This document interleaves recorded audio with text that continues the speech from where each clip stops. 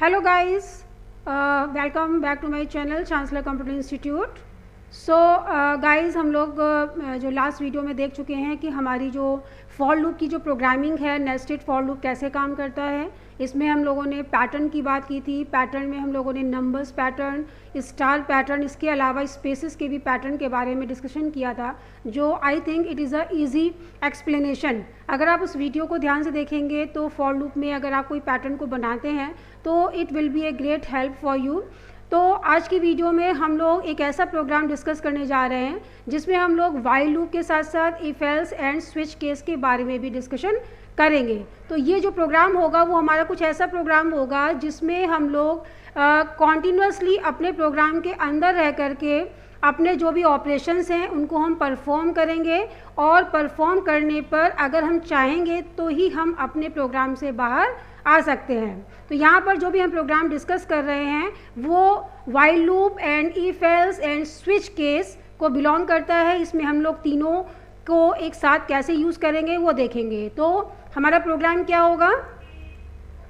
Programme होगा हमारा write a program to print a menu given below. देखिए हम यहाँ पर एक मेन्यू डिज़ाइन करेंगे। मेन्यू कैसा होगा? देखिए यहाँ पर मेन्यू दिया हुआ है मैंने। 1 पर एडिशन होगा, 2 पे सब्ट्रैक्शन होगा, 3 पर मल्टीप्लिकेशन होगा, 4th पे डिवीज़न होगा, 5th पे मॉडुलस होगा और 6 पे एग्जिट होगा। यानी ओवरऑल हमारे पास 6 ऑपरेशन है। It is just like a calculator. मतलब कैलकुलेटर में हम लोग नॉर्मल कैलकुलेटर की बात कर रहे हैं जिसमें हम लोग नॉर्मली, क्योंकि अभी हम लोग के पास जो नंबर ऑफ डिजिट होगी या जो हमारे पास नंबर्स होंगे वो फिक्स होंगे। फिक्स का मतलब है जैसे अगर हम 2 नंबर का ही एडिशन करेंगे, 2 नंबर का सब्ट्रैक्शन करेंगे, यानी यहाँ पर हमारे पास जो भी वेरिएबल्स होंगे वो थोड़े से फिक्स होंगे, लेकिन जो वैल्यूज़ होंगी वो हम लोग अलग अलग दे सकते हैं। तो वी हैव टोटली 5 ऑपरेशंस। और एक ख़ास बात इसमें ये है कि हमारे पास जो 5 ऑपरेशंस हैं वो हमारे अलग अलग तरीके से काम करेंगे अकॉर्डिंग टू योर चॉइस। मतलब कि आप 1 देंगे तो 1 के हिसाब से काम करेगा, 2 देंगे 2 के हिसाब से काम करेगा। और ख़ास बात इसमें यह है कि आप प्रोग्राम के अंदर ही रहेंगे। जब आप चाहेंगे आप 6 नंबर पर मतलब प्रेस करेंगे, मतलब 6 नंबर दबाएंगे और आप अपने प्रोग्राम से बाहर आ सकते हैं। यानी कॉन्टिन्यूसली ये प्रोग्राम आपका चलेगा। आप एक ही बार में रन करा करके आप सारे के सारे ऑपरेशंस को कई बार यूज़ कर सकते हैं। तो इस प्रोग्राम को हम लोग थोड़ा सा पहले सिंपल तरीके से देखेंगे और फिर इसी में ही थोड़ा सा लूपिंग करके कैसे हम व्हाइल लूप का यूज़ करके इसको हम एक प्रकार से रनिंग पॉइंट पर रखेंगे कि जब हम एग्जिट पे जैसे एग्जिट करेंगे तुरंत ही हम अपने प्रोग्राम से बाहर आएंगे। तो शुरू करते हैं इस प्रोग्राम को टर्बोक्स सी पर। तो गाइस शुरू करते हैं हम लोग अपने प्रोग्राम के। हमारा प्रोग्राम क्या था? Write a program to print a menu. अभी हम पहले आपको बता चुके हैं कि मेन्यू हमारा कौन सा होगा। तो शुरू करते हैं, सेम वही काम करेंगे। Hash include stdio.h, hash include conio.h। जहाँ गलत होगा आप उसको करेक्शन कर सकते हैं बाद में। Then void main। जैसा कि मैंने अभी आपको बताया है कि पहले हम इसको सिंपल तरीके से इसका मेन्यू डिज़ाइन करके इसके प्रोग्राम को रन कराएंगे। देन हम लोग व्हाइल लूप का इस्तेमाल करेंगे, क्योंकि व्हाइल लूप करने के बाद ही हमारा ये लूप जो प्रोग्राम होगा वो कॉन्टिन्यूसली रन करेगा। ठीक है, तो लूपिंग हम लोग बाद में लगाएंगे। अभी हम इसी प्रोग्राम को एक पहले तरीके से देखेंगे, फिर उसी में हम थोड़ा सा चेंजमेंट करेंगे। ठीक है, तो हम यहाँ पर सबसे पहला हमारा काम क्या है? वेरिएबल डिक्लेयर करना। तो हम यहाँ पर वेरिएबल डिक्लेयर कर लेते हैं। तो हमें 2 वेरिएबल्स की ज़रूरत है। आप चाहे एक्स और वाई ले सकते हैं, और एक ले लेते हैं RES, मतलब it is for result. Screen को क्लियर कर लेते हैं। देन अब हमें एक मेन्यू डिज़ाइन करना है। फर्स्ट थिंग तो हम कैसे डिज़ाइन करेंगे, वही सिंपल तरीका है प्रिंटफ से। यहाँ पर लिखेंगे 1 और यहाँ पर लिखेंगे एडिशन। फिर हम चाहें तो आप इसको कॉपी पेस्ट कर सकते हैं, कंट्रोल इंसर्ट और शिफ्ट इंसर्ट। आप चाहें तो बार बार इसको पेस्ट कर सकते हैं ताकि आपको प्रिंटफ अगर बार बार ना लिखना पड़े तो आप एक ही बार में लिख करके उसको इंसर्ट करा सकते हो। तो इससे क्या होगा कि आप का काम थोड़ा सा आसान हो जाएगा। लास्ट में सेमीकोलन भी लगा दीजिएगा। और एडिशन हो गया। नंबर 2 सब्ट्रैक्शन, स्लैशन ज़रूर लगा दीजिएगा ताकि वो नेक्स्ट लाइन पर आए। कोई भी चीज़ इसमें अपने आप से नहीं होगी, आपको सब कुछ लिखना पड़ेगा। स्लैशन। तीसरा नंबर सब्ट्रैक्शन के बाद मल्टीप्लिकेशन, मल्टीप्लिकेशन के बाद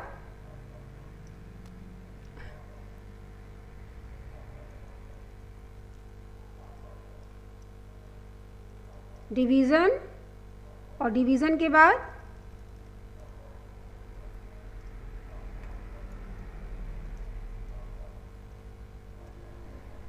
मॉडुलस। सेमीकोलन लास्ट में ज़रूर होना चाहिए वरना एरर आएगी प्रोग्राम में, क्योंकि every statement ends with semicolon. और नंबर 6 क्या है आपका? एग्जिट।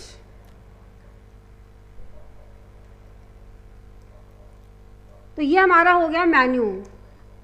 एक काम करते हैं, हम इसको get लगा करके एक बार रन करा के देख लेते हैं, क्योंकि आप क्या करेंगे, प्रोग्राम को आप अगर रन करा के देखते रहेंगे तो हमें ये पता चल जाएगा कि हमारा आउटपुट कैसा आएगा।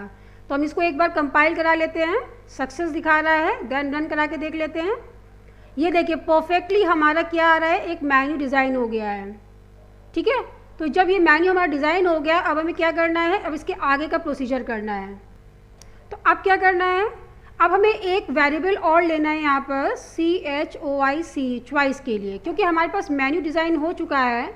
अब मेन्यू के आधार पर हमें एक यहाँ पर चॉइस देनी है, तो चॉइस हमें इनपुट करानी पड़ेगी। तो मैंने यहाँ पर लिखा printf एंटर योर चॉइस। यहाँ पर स्लैशन लगा दीजिए ताकि एग्जिट के बाद में न्यू लाइन पे आए। देन स्कैनफ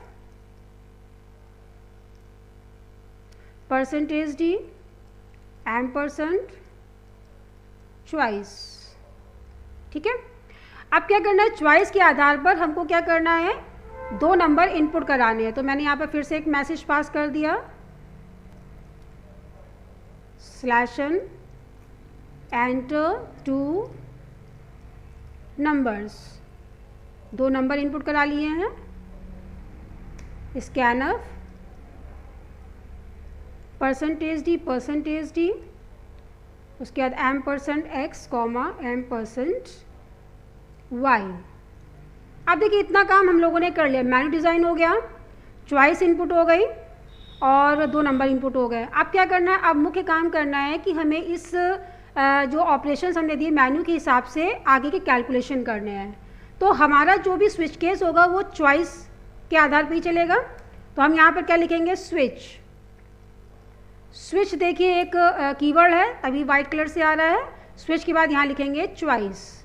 अब चूंकि मैं स्विच केस पहले आपको डिस्क्राइब कर चुकी हूँ, तो स्विच केस में अब हमें करना क्या है, अब हमें यहाँ पर करना है केस 1 और कोलन लगाना है। केस 1 के हिसाब से क्या करना है हमें, RES = x + y, और उसके बाद यहाँ पर हम ब्रेक भी लगाते जाएंगे। देन केस 2, केस 2 में क्या है, RES = x - y, break. Case 3, RES = x × y, break. Case 4, मतलब जो भी हमारे पास केसेस हैं मेन्यू के हिसाब से हमें नीचे सारे कैलकुलेशन करने हैं। स्विच में हमने दिया चॉइस, फिर केस 1 में हमारा एडिशन था और ब्रेक भी लगाते जाएंगे। केस 2 में हमारा क्या कहते हैं माइनस था, और केस 3 में मल्टीप्लिकेशन, और केस 4 में division. RES = x / y, break. Case 5 RES is equals to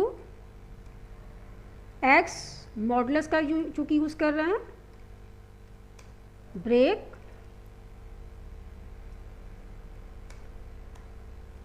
अब केस जो 6 है, केस 6 में हमने क्या दिया था, एग्ज़िट दिया था, ठीक है।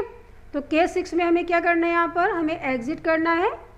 तो एग्ज़िट के लिए हम लोग क्या करते हैं, केस 6 में क्या है, एग्ज़िट है, इसके लिए हमारे पास एक एग्ज़िट फंक्शन होता है जिसमें हम लोग 0 पास करते हैं, और इसकी एक हेडर फाइल भी होती है, उसको अभी हम लोग देख लेते हैं। डिफ़ॉल्ट तब काम करता है जब हमारी सारी की सारी चॉइसेस फेल होती हैं। तो यहाँ पर हम लोग क्या लिख देंगे, इनवैलिड चॉइस। देन यहाँ पर हम स्विच केस बंद कर देंगे, या हम स्विच केस बंद कर देंगे और स्विच केस के बाद में अपने रिज़ल्ट को प्रिंट करा लेंगे। प्रिंटफ यहाँ पर हम दे देते हैं result is equals to %d RES, ठीक है। अब ये हमारा प्रोग्राम है, तो हम पहले एक इसकी जो हेडर फाइल है वो ऊपर दे देते हैं। देखिए, इस प्रोग्राम को समझने के लिए आपको शुरुआत से पूरा आपको देखना पड़ेगा। #include process.h, ठीक है, क्योंकि प्रोग्राम में हमें कौन सी चीज़ कब लिखनी है, कहाँ लिखनी है, सब चीज़ें हमें यहाँ पर देखनी पड़ेगी। इसको हम लोग कंपाइल करते हैं। देखिए सक्सेस दिखा रहा है और यहाँ से करेंगे रन। देखिए पूरा आपके पास आ रहा है मेन्यू, एंटर योर चॉइस आ रहा है। मैं यहाँ पर 1 देती हूँ, यहाँ पर 2 नंबर्स मैंने पास कर दिए, 2 नंबर देने के बाद एंटर, रिजल्ट आ रहा है, आउटपुट सही है। हम इसको हर एक चॉइस को रन करा के, क्योंकि ये बार बार हम लोग यहाँ पर रन कराना पड़ेगा। 2 चॉइस, आंसर सारे सही आ रहे हैं, फिर से इसको रन करा लेते हैं। तीसरा नंबर, सारे रन हो रहे हैं। 23 आपका मल्टीप्लाई बाई 3 तो 69 आ रहा है, ठीक है। अब चौथी चॉइस दे देते हैं डिवीज़न के लिए, जैसे 12 डिवाइड बाई 3, 4 आंसर आ रहा है। 5th के लिए मॉडुलस देगा ये आपको, 0 आएगा मॉडुलस, और 6 के लिए क्या होगा, एग्ज़िट हो जाएगी, लेकिन 2 नंबर तभी मांग रहा है। देखिए यही सब चीज़ें हमें यहाँ पर देखना है, क्योंकि 6 पे पहली चीज़ 2 नंबर नहीं मांगने चाहिए और एग्ज़िट हो जाना चाहिए। अब देखिए इसमें यह भी है कि आपका ये जो एग्ज़िट हो रहा है, एग्ज़िट तो तुरंत इसने कर दिया, रिज़ल्ट नहीं आया है। तो अब हमें यही सब चीज़ों को थोड़ा सा देखना है यहाँ पर कि अब इस प्रोग्राम में अगर हम कॉन्टीन्यूसली इस प्रोग्राम के अंदर रहते हैं तो हमें ऐसा क्या करना है, ठीक है। तो फर्स्ट थिंग हमें करनी है कि हमें इस पूरे प्रोसीजर को करना है वाइल के अंदर। तो हम क्या करते हैं, यहाँ पर जो मेन्यूज़ के पहले हम यहाँ पर वाइल 1 पास करेंगे, पहली चीज़। फिर से समझ लेते हैं हमें वाइल 1 क्यों देना पड़ रहा है, क्योंकि हम चाहते हैं कि हम इस प्रोग्राम को कॉन्टिन्यूसली, जैसे एक प्रोजेक्ट होता है, एक प्रोजेक्ट की तरह इसको रन कराएं। हम इस प्रोग्राम में तब तक रहेंगे जब तक हम चाहें, जब हम एग्ज़िट करेंगे तभी हम बाहर आएँ। तो हमें इसके लिए काफ़ी सारी चीज़ों को इसमें देखना पड़ेगा, ठीक। वाइल 1 किया, यहाँ पर हम लोगों ने कर्ली ब्रैकेट लगा लिया। वाइल 1 का मतलब क्या है, ऑलवेज ट्रू। इसको मैं यहाँ पर कमेंट पे लिख सकती हूँ कि आपका क्या है, इनफाइनाइट लूप, इनफाइनाइट लूप। और ये जो process.h है वो किस लिए है, it is for exit function, ठीक है। तो ये हो गया आपका। अब क्या करना है यहाँ पर, तो वाइल 1 लिख के अब इसको बंद भी करना है। बंद करने के लिए आप नीचे जाएंगे, और नीचे कहाँ बंद करना है आपको, रिजल्ट ये है, आप इसको यहीं पर बंद कर दीजिए। तो ये आपका क्या हो गया, वाइल बंद हो गया। अभी हमें बहुत सारी चीज़ों को यहाँ पर देखना है। क्या क्या देखना है, हमारा मेन्यू प्रिंट होगा, प्रिंट होने के बाद चॉइस मांगेगा। अब देखिए यहाँ पर हमें क्या देखना है कि हमारे पास चॉइस है 5। हम चाहते हैं कि जो चॉइस है, चॉइस के हिसाब से 2 नंबर मांगेगा। तो 2 नंबर तब मांगेगा जब चॉइस हमारी 1 से लेकर 5 के बीच में होंगी। तो जो 2 नंबर हम इनपुट करा रहे हैं, इसमें हम एक क्या लगाते हैं, कंडीशन लगाते हैं। क्या कंडीशन लगाएंगे, इफ़ का यूज़ करेंगे। इफ़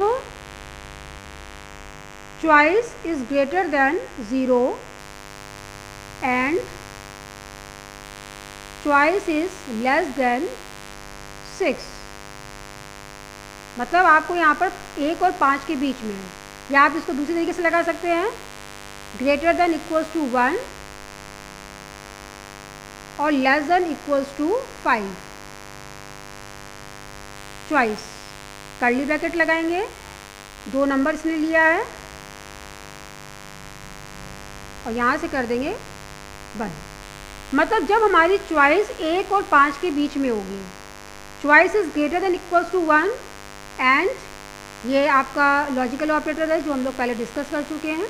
अगर आपको और भी ऑपरेटर्स के बारे में देखना है तो आप मेरे ऑपरेटर्स वाले जो वीडियोस हैं, ऑपरेटर 1 ऑपरेटर 2, उसमें देख सकते हैं, जिसमें मैंने लॉजिकल ऑपरेटर के साथ में असाइनमेंट ऑपरेटर और अर्थमेटिक है और आपके इंक्रीमेंट डिक्रीमेंट है, कंडीशनल ऑपरेटर्स के बारे में भी समझाया हुआ है, बिटवाइज ऑपरेटर भी समझाया हुआ है, तो आप उस वीडियो को देख सकते हैं। तो choice is greater than equals to 1 and choice is less than equals to 5, तभी आपसे 2 नंबर मांगेगा। यही जो कंडीशन हमने लगाई है, यही कंडीशन हम आउटपुट में लगाएंगे। हम नीचे जाएंगे और जो हम रिजल्ट डिस्प्ले करा रहे हैं, हम यहाँ पे भी वही सेम कंडीशन लगाएंगे। क्यों? क्योंकि हमें रिजल्ट भी तभी डिस्प्ले कराना है जब हमारी चॉइस 1 और 5 के बीच में हो। तो choice is greater than equals to 1 and choice is less than equals to 5। चाहे तो यहाँ पर कर्ली ब्रैकेट लगाइए, ज़रूरत ना हो तो मत लगाइए, ठीक है। तो ये हो गया आपका सोल्यूशन इस चीज़ के लिए। मतलब आप वाइल 1 के साथ में अब यहाँ पर चॉइस है, चॉइस के हिसाब से आप 2 नंबर मांगेंगे, चॉइस के अंदर जाएगा, सारा काम ये कंप्लीट करेगा, एग्जिट हो जाएगा, 6 हो जाएगा, ठीक है। अब एक बार इसको रन करा के जरूर देख लेते हैं कि अब इसमें ऐसी कौन सी प्रॉब्लम आ रही है जिसको हम लोग यहाँ पर शॉर्ट आउट कर सकते हैं। तो इसको हम लोग क्या करते हैं, कंपाइल कर लेते हैं। अब ये वार्निंग क्या आ रही है, अनरीचेबल कोड आ रहा है, तो इसके लिए हम क्या करते हैं, इस गेट ch को यहाँ से हटा देते हैं। गेट ch को यहाँ से हटा देंगे और इस गेट ch को यहाँ पर लिख देते हैं गेट ch। अब इसको हम रन करा लेते हैं, success and control plus F9। अब आपका ये मेन्यू आ रहा है, पूरा मेन्यू आ रहा है। ये आपका मेन्यू थोड़ा सा डिस्प्ले में कुछ प्रॉब्लम हो रही है, तो उसको हम देख लेते हैं अभी कैसे इसको पूरा दिखाना है हमें। ये देखिए पूरा आ रहा है। अब क्या करना है, मेन्यू पूरा आ रहा है, यहाँ पर एंटर योर चॉइस, तो 1 दिया, एंटर मारा। अभी भी इस प्रोग्राम में कुछ ना कुछ हो सकता है। देखिए रिजल्ट 14 आ रहा है, फिर एंटर मारा। अब देखिए यहाँ पर हमें करना कुछ चीज़ों का ध्यान रखना, जैसे यहीं पर ही आ रहा है आपके नीचे, मतलब रिजल्ट के आगे ही पूरा दूसरी बार मेन्यू आया, तो इसको करेक्शन करना है पहली चीज़। फिर हमने चॉइस दी दूसरी, 2 नंबर मांग रहा है, तो रिजल्ट आ रहा है 11। फिर से वहीं से मेन्यू स्टार्ट हो गया, तो पहली चीज़ तो हमें ये करनी है, 6 पे आते हैं, एग्जिट करके बाहर आ गया, ठीक। तो पहली चीज़ हमें ये रिमूव करनी है, तो इसके लिए हमें करना क्या है, हमें इसके लिए करना है कि जो हमने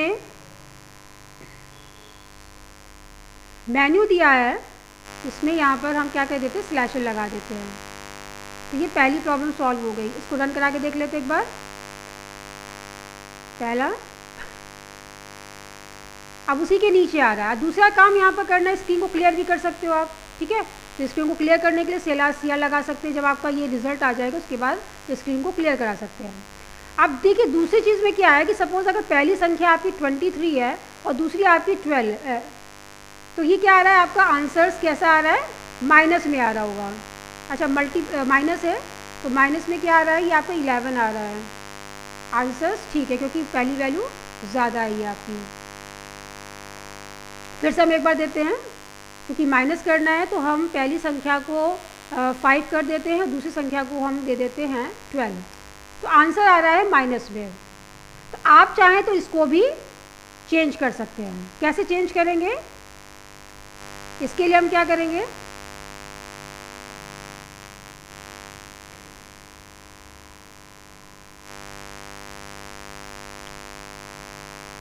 CLR फंक्शन यहाँ लगा देते हैं। और दूसरा जो मैंने अभी कहा कि हमें क्या रिमूव करना है, अगर हम चाहते कि माइनस में आंसर ना आए, माइनस में आंसर ना आए, तो आप क्या कर सकते हैं, यहाँ पर कंडीशन लगा सकते हैं कि if x is greater than y तो R E S is equal to X minus Y,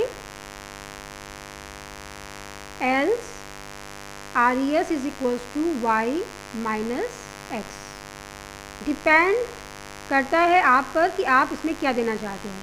अगर x की वैल्यू ग्रेटर है y से तो x minus Y, otherwise y minus X. Same condition हम लोग डिवीज़न के साथ में भी लगा सकते हैं।